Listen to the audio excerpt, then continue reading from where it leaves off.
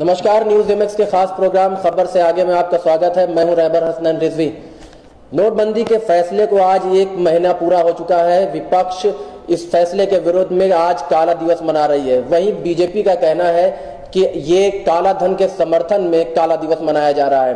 आज हमारे साथ इस मुद्दे पर बात करने के लिए मौजूद है महाराष्ट्र कांग्रेस कमेटी के सचिव शहजाद पूनावाला। आज हम उनसे जानेंगे कि इस नोटबंदी के फैसले से देश और जनता पर क्या प्रभाव पड़ा है। शहजाद साहब, हमारे इस प्रोग्राम में आपका स्वागत है। शुक्रिया सर। आज जो देश में माहौल पैदा हुआ है नोटबंदी के फैसले के बाद, विपक्ष काला दिवस मना रहा है, वहीं बीजेपी कह रही है कि काला धन के समर्थन में ये काला दिवस मनाया जा रहा है। आपका क्या कहना है? जनता इस मामले में किस तरह से परेशान हुई है? देखिए, पिछले 1 महीने से देश मातम मना रहा है। जो फैसला लिया गया था, मोदी जी ने 1 महीने पहले क्या कहा था?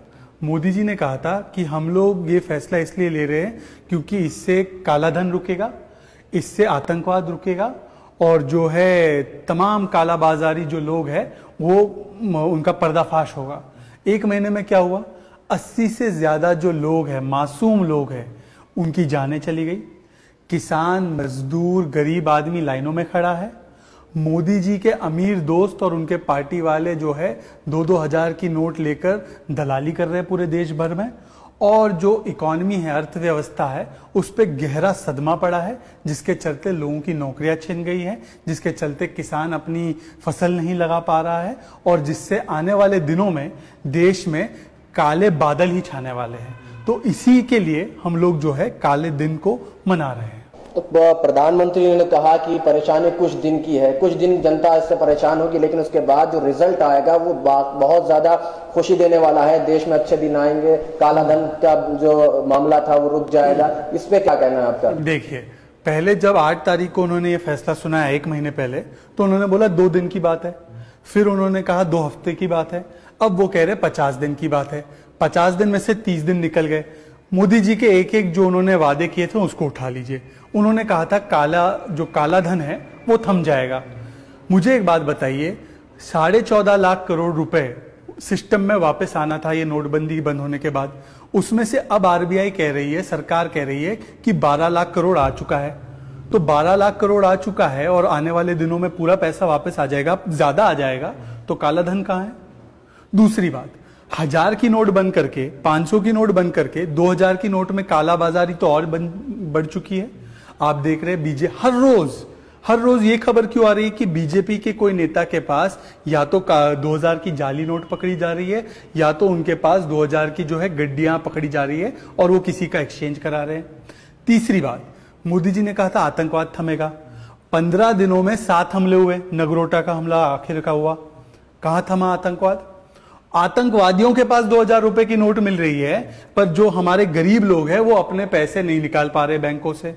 और हर रोज खबर आ रही है कि बैंक के जो मैनेजर है वो दलाली कर रहे हैं। पूरे देश को दलाल बना दिया मोदी जी ने। तो मोदी जी ने जो बैंक वाला मामला आया तो उन्होंने शायद उनको निलंबित भी किया है, बैंक कर्मियों को। उसके ऊपर काम किया जा रहा है। उसको फौरन, कोई भी फैसला होता है उसको इम्प्लीमेंट करने में टाइम लगता है। तो आप उसको, विपक्ष कुछ ज्यादा ही जल्दबाजी नहीं करता हुआ दिखाई दे रहा है इस मामले में? सवाल ये नहीं है कि समय लगे, मोदी जी 100 दिन ले ले, पर मुझे ये बता दे कि 50 में से जो 30 दिन चले गए उसमें क्या हासिल हुआ और आने वाले 20 दिनों में क्या हासिल होगा।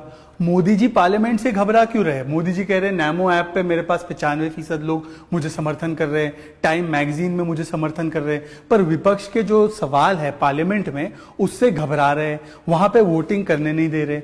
दूसरी बात, मोदी जी से ये पूछिए कि ये फैसला लेने से पहले 8.5 लाख करोड़ का स्कैम कैसे हो गया? कैसे इतनी इजाफे हो गए डिपॉजिट में? हर साल, हर महीने हमारे बैंकों की डिपॉजिट की संख्या घटती है। मोदी जी के फैसले लेने से पहले 14 लाख करोड़ का इजाफा हो गया डिपॉजिट में।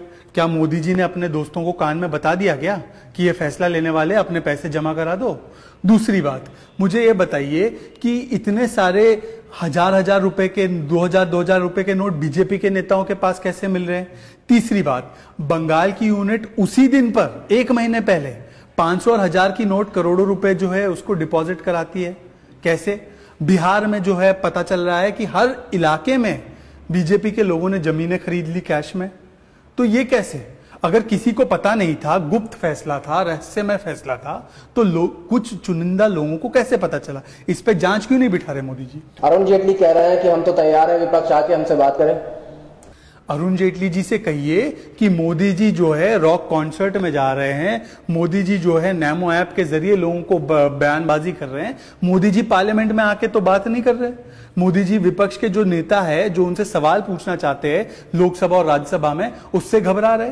तो भाग कौन रहा है? भाग मोदी जी रहे। जेटली जी आप जो है इधर उधर की बातें ना करें, वोटिंग करा के जो चर्चा है, वोटिंग वाली चर्चा करा दीजिए। दूध का दूध, पानी का पानी। तो प्रधानमंत्री तो कह रहे हैं कि जो विपक्ष इसलिए ज्यादा तिलमिलाया हुआ है कि उनका काला धन रुक गया है, इलेक्शन करीब है, इलेक्शन में पैसा खर्च नहीं हो पाएगा। मोदी जी ये कह रहे थे कि पहले कि सारे लोग जो है गंगा में अपने काले धन को जो है डुबा देंगे या आग लगा देंगे। अब बैंक बता रहे हैं, सरकार बता रही है कि 14 लाख करोड़ में से 12 लाख करोड़ वापस आ गया। हो सकता है कि ज्यादा पैसे वापस आ जाए।